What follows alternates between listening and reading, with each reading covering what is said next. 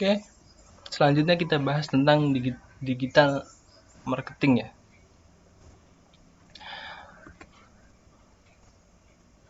Untuk digital marketing ini sebelumnya kita masuk ke definisi terlebih dahulu ya. Digital marketing itu apa sih? Jadi digital marketing ini kalau diterjemahkan secara bahasa Indonesia ya, bahasa Indonesia itu sangat mudah sebenarnya. Pemasaran digital. Jadi digital ini sendiri apa sih? Sejarahnya ini digital ini berasal dari kata digitus dari bahasa Yunani yang berarti jari jemari. Nah,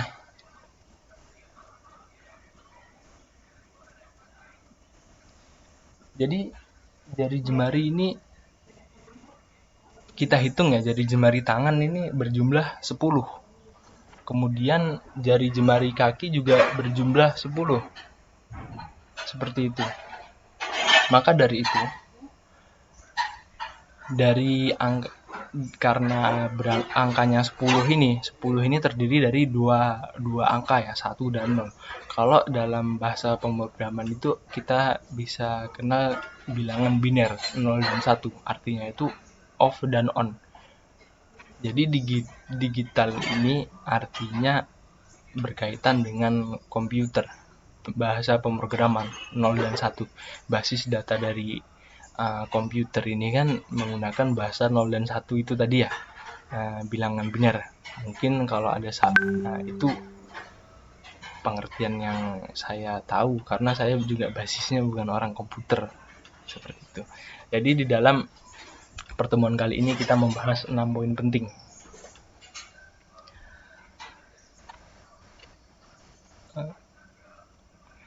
Yang pertama, konsep e-business dan e-commerce. Yang kedua, keuntungan dan kelebihan e-commerce. Yang ketiga, strategi pemasaran melalui media online. Yang keempat, perencanaan strategi pemasaran. Yang kelima, pengorganisasian dan penggerakan strategi pemasaran. Yang keenam, dampak positif dan negatif pemasaran media online. Kita lanjut saja. Konsep e-business dan e-commerce. Secara umum e-commerce atau electronic commerce dapat didefinisikan sebagai segala bentuk transaksi perdagangan, perniagaan, barang dan jasa. Jadi kita bisa menjual barang atau jasa ya. Trade of goods and service dengan menggunakan media elektronik. Media elektronik ini seperti apa sih? Smartphone, laptop, komputer, seperti itu. Sedangkan e-business sendiri memiliki definisi yang lebih luas daripada e-commerce. E-business ini mencakup segala aspek di dalam e-commerce, seperti itu. Di dalam e-commerce sendiri, para pihak yang berkaitan antara pedagang dan pembeli itu melakukan perniagaan menggunakan satu jaringan publik atau public network yang kita bisa sebut sekarang itu internet. Jadi banyak e-commerce di Indonesia ini ya. Contohnya itu seperti Shopee, Lazada, Tokopedia, atau Facebook Marketplace, bahkan yang sekarang ini Instagram. Instagram ini mirip-mirip sebenarnya seperti Facebook Marketplace ya, seperti itu. Lalu keuntungan dan kelebihan e-commerce. Keuntungan dari e-commerce itu apa sih? Bagi konsumen atau bagi pembeli, harganya lebih murah. Belanja cukup satu tempat. Maksudnya ini gimana? Harga lebih murah ya. Harga lebih murah ini karena si penjual ini langsung menjualnya kepada konsumen.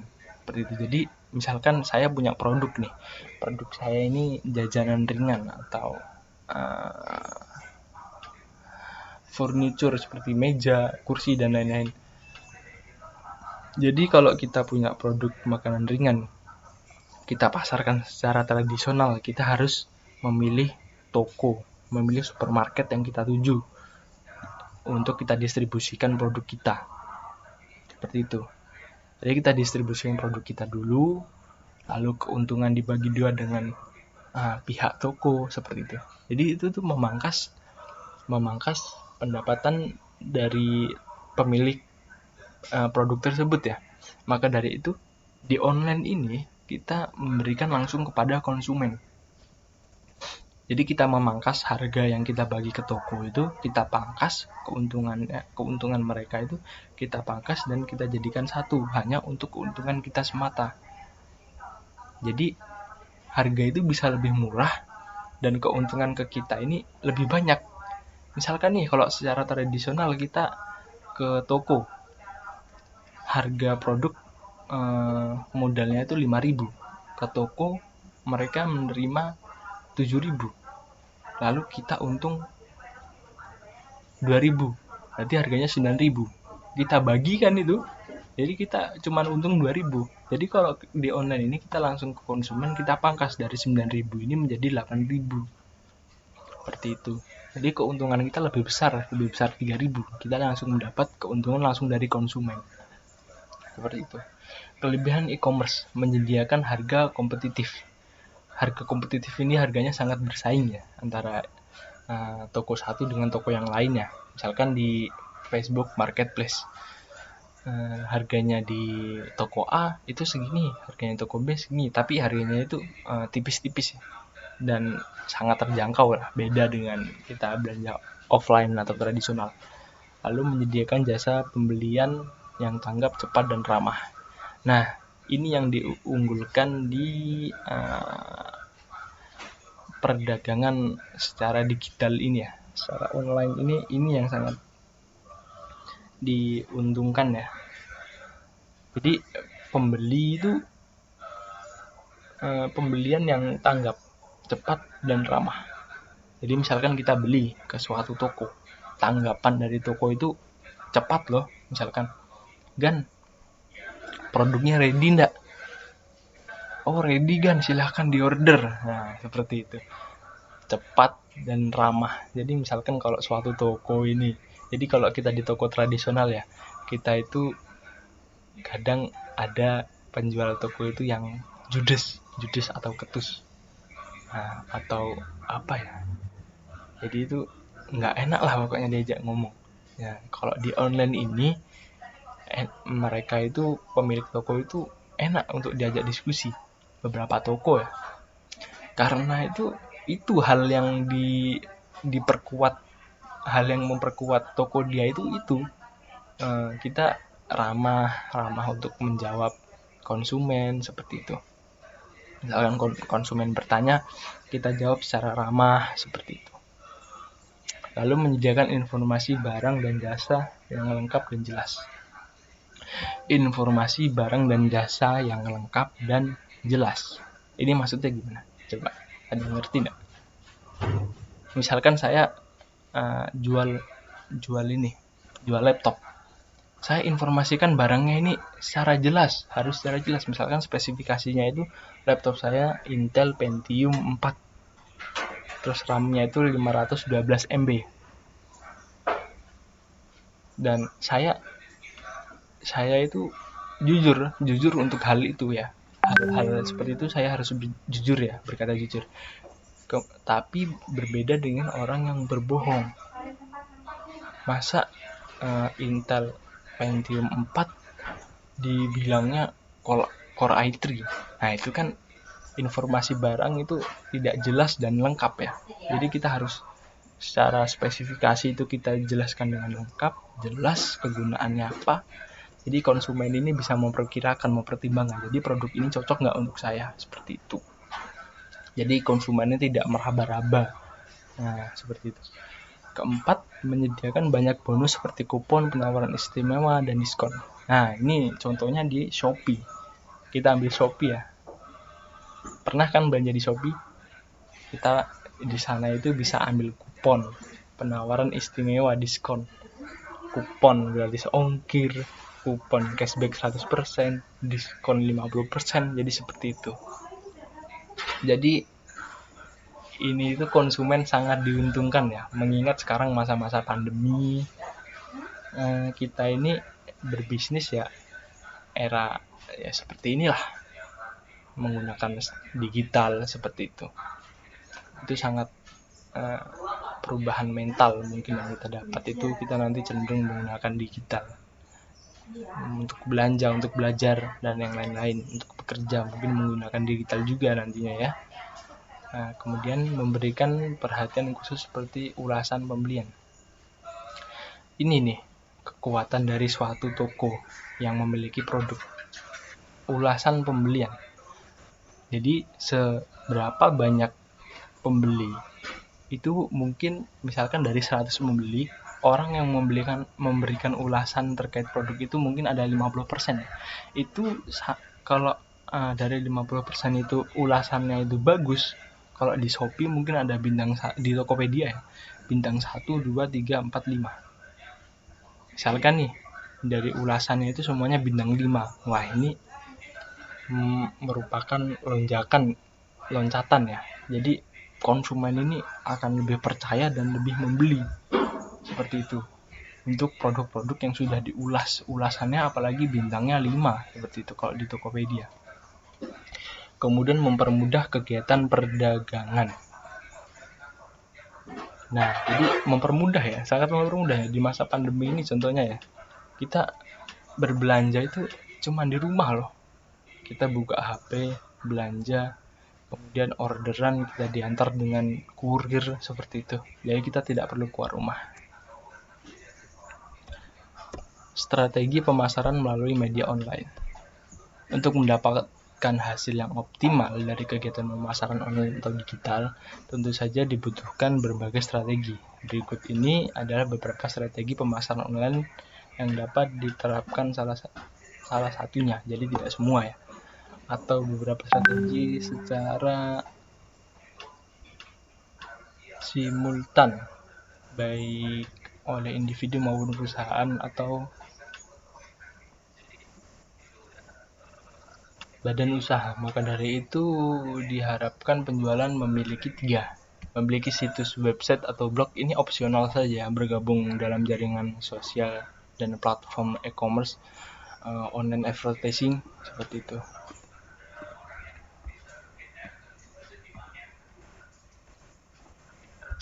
Mohon maaf.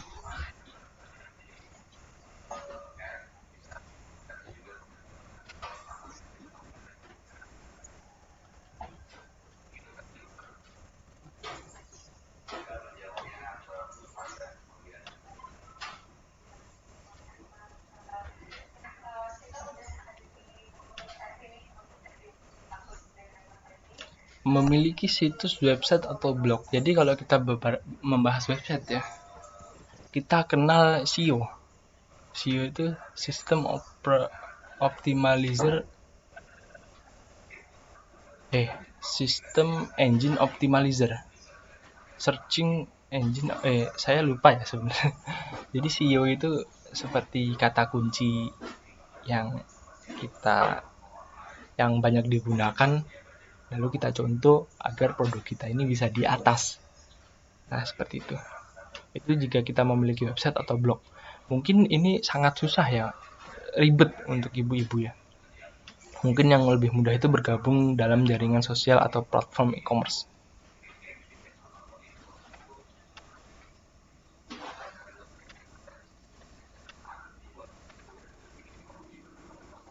Seperti itu ya. Memiliki bergabung seperti ibu-ibu nih atau bapak-bapak. Tahu nggak sih, Facebook ini sebenarnya isinya itu banyak orang tua ya daripada anak muda. Nah, itu merupakan suatu peluang untuk kita untuk berdagang ya, apalagi kita memberikan kemasan-kemasan yang bagus, foto-foto bagus, promosinya bagus seperti itu. Kita bisa menggunakan marketplace Facebook, salah satu e-commerce ya. Di situ itu banyak orang tua, ibu-ibu, mungkin pasaran itu sangat terbuka seperti itu. Kemudian perencanaan strategi pemasaran. Perencanaannya itu seperti apa sih? Merencanakan tujuan yang hendak diraih dari implementasi suatu strategi pemasaran online. Ini tidak berbeda jauh dengan yang saya bahas tadi di manajemen bisnis. Merencanakan tujuan yang akan diraih. Jadi misalkan target terdekat itu 1 bulan ke depan itu apa? Saya harus mendapat keuntungan di atas 10 juta 1 bulan ke depan. Atau untuk jangka panjangnya 1 tahun nih, tujuan yang hendak diraih itu apa? Saya harus mendapat keuntungan 100 juta. Nah, jadi implementasi suatu strategi pemasaran. Jadi strateginya itu apa? Strateginya kita harus lebih giat lagi dalam bekerja, memperbaiki kesalahan-kesalahan dari produk kita seperti itu. Kemudian merencanakan jenis media yang akan digunakan. Nah, ini banyak e-commerce. Jadi banyak e-commerce. Kita bisa memilih salah satu atau beberapanya ya. Nah, misalkan kita untuk pemula nih, kita bergerak dulu di marketplace Facebook. Karena Facebook ini hampir semua orang punya ya, khususnya ibu-ibu dan bapak-bapak. Seperti itu. Jadi kita pertama bergerak di marketplace Facebook, kemudian kita merambah ke misalkan e-commerce lain seperti Tokopedia, Bukalapak, atau Shopee, seperti itu. Nah, kita opsional saja sebenarnya seperti itu. Kemudian merencanakan anggaran untuk pelaksanaan suatu strategi pemasaran. Jadi nih, online ya, kita berbisnis online ini sebenarnya modalnya ini sangat sedikit. Karena apa? Kita hanya modal HP dan kuota. Berbeda dengan kita buka toko ini secara tradisional. Kita harus memerlukan tempat, lokasi, bangunan. Itu memerlukan modal yang sangat besar. Kita pangkas hanya menggunakan smartphone. Saya kira ini kita berbisnis ini tidak memiliki modal ya. Karena setiap orang itu memiliki smartphone seperti itu. Jadi kita perhitungkan. Mungkin kita lebih banyak untuk membuka HP ya. Itu berkaitan dengan kuota. Mungkin kuota kita lebih boros daripada biasanya. Ini kita perkirakan berapa sih modal yang kita butuhkan untuk melakukan promosi ini. Mungkin kita bisa beriklan di marketplace Facebook, kita iklan. Kita pasang produk kita lalu kita iklankan, kita bayar ke Facebook. Seperti itu. Kemudian pengorganisasian dan penggerakan strategi pemasaran. Menetapkan salah satu atau beberapa strategi pemasaran online yang akan digunakan. Pembuatan desain yang menarik, baik visual maupun konten untuk web, blog, atau online advertising, atau e-commerce yang lain semenarik mungkin. Dengan penggunaan yang semudah mungkin bagi calon konsumen. Pengawasan strategi pemasaran, pengawasan terhadap implementasi strategi pemasaran online yang digunakan untuk melakukan kegiatan pemasaran, menganalisis efektivitas dari kegiatan pemasaran yang telah dilakukan, penilaian terhadap desain visual dan konten media pemasaran online, apakah masih sesuai atau perlu dilakukan perubahan-perubahan. Dampak positif dan negatif pemasaran online. Oke, dampak positifnya ini apa sih dari pemasaran digital ini ya, pemasaran online?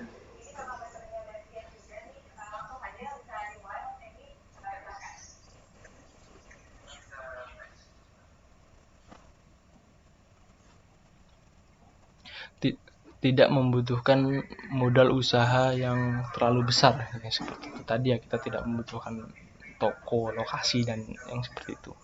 Menjangkau pasar yang lebih luas dibandingkan toko offline. Toko offline ini hanya menjangkau di daerah itu saja, sedangkan toko online ini kita bisa seluruh dunia. Contohnya Lazada. Lazada ini internasional loh. Terus Alibaba, Alibaba atau yang lain-lainnya itu. Biaya operasional yang cenderung lebih murah dibandingkan pemesan ya itu yang tadi itu ya, biaya operasionalnya itu murah karena kita tidak perlu membayar lokasi, kita tidak perlu punya toko seperti itu. Waktu kerja pemasaran yang tidak terbatas, kita bisa kerja 24 jam, orderan ini bisa masuk 24 jam, apalagi kita berbeda negara internasional. Di Indonesia siang, sana malam, di Indonesia malam, di sana siang. Nah, seperti itu. Membuat pelayanan yang diberikan kepada para konsumen mudahnya pelayanan yang diberikan kepada para konsumen. Seperti itu ya. Pelayanannya ini mudah loh. Gan, ready enggak? Ready sis. Oke, saya order. Oke, Gan siap. Nah, seperti itu. Contohnya sih ya. Nah, yang terakhir ini akan membuat industri lebih mudah dan berekspektasi. Kemudian dampak negatifnya itu apa? Penipuan. Kedua, tidak sesuai dengan harapan. 3, keterlambatan pengiriman.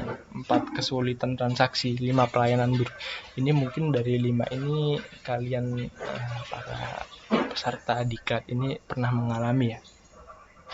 Karena sebenarnya sih kalau toko-toko online ini seperti Bukalapak, Tokopedia dan lain-lain ini sudah lama ya. Jadi 5 dampak negatif ini mungkin pernah dirasakan, seperti penipuan. Penipuan ini misalkan seperti itu tadi yang di media manajemen bisnis, ada laptop, saya jual laptop, sebetulnya spesifikasinya itu Pentium 4 tapi saya tulis Core i3, itu kan penipuan ya, tidak sesuai dengan harapan karena kita tidak datang langsung ke tokonya. Keterlambatan pengiriman ini berkaitan dengan logistik di Indonesia ya. Terus kesulitan transaksi. Kita transaksi ini mungkin kalau kesulitan transaksi sih tidak. Sekarang lebih mudah ya, transaksi via Indomaret itu sudah bisa. Alfamart bisa. Lewat HP, lewat link aja bisa. Pelayanan buruk. Ada beberapa toko. Ini pelayanannya buruk. Melayani konsumen, menjawab itu tidak ramah seperti itu. Jadi seperti itu ya. Terima kasih. Assalamualaikum warahmatullahi wabarakatuh.